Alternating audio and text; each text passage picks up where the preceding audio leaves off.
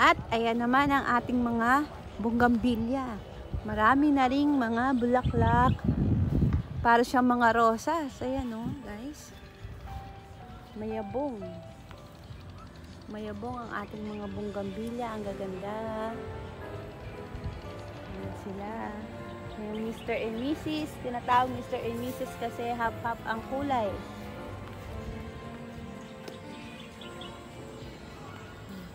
Yan ang mga Mr. and Mrs. Kung ka ba't tinatawag nilang Mr. and Mrs.? Sabi kasi daw half-half ang kulay kaya Mr. and Mrs. Ayan, nagaganda naman ang bougainvillea natin, guys. Para na siyang, pwede na siyang pambuke. Ayan o. Ganda ng mga bougainvillea.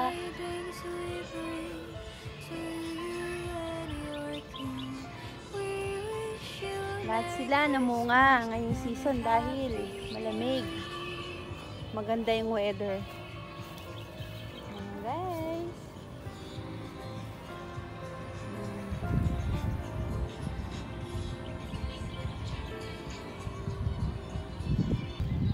Puntahan naman natin yung Austerky at saka Black Giant. Nung nakaraang 2 weeks, later 2 weeks, naglagay kami ng si Daddy RJ, nagmarkot kami.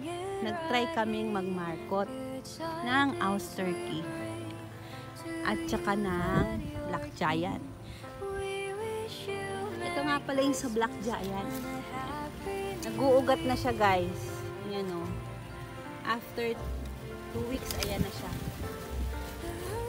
Kasi yung marketing, kapag nag-ugat na siya, marami na siyang ugat, pwede nyo nang putulan dito at itanim na agad sa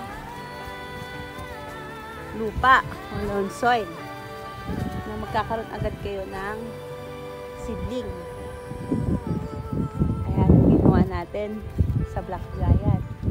Ito naman yung Austerky. Nag-try din kami. Yan.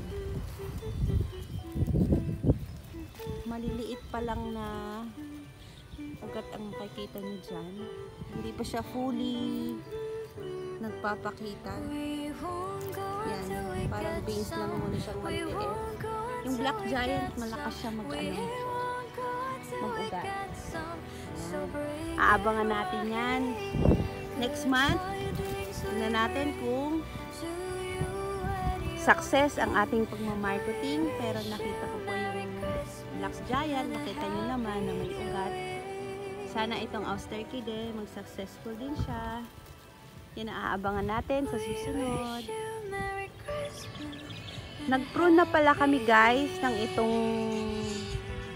after na natin na napapiking nung last time, nung last November. Yan. Na-pruning na namin yung first row nito. By next week, yung susunod naman, yung nakikita nyo yan sa kabila.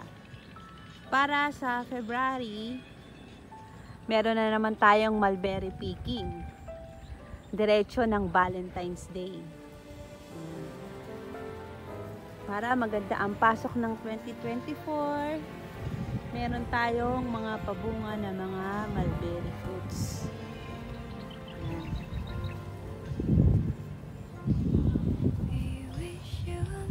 Sarap ng hangin dito, guys.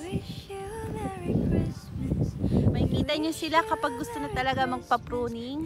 Yan o, nagdidilaw na sila. Ibig sabihin, pwede nyo na silang i-pruning.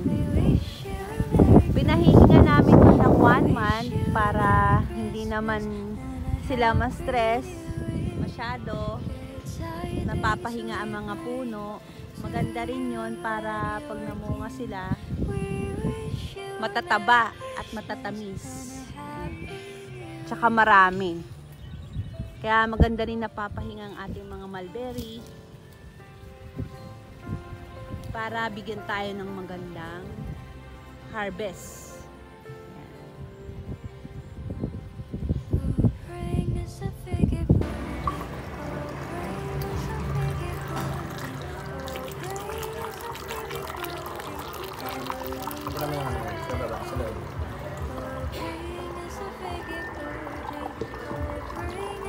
Ayan na, na-ferment nating mulberry wine.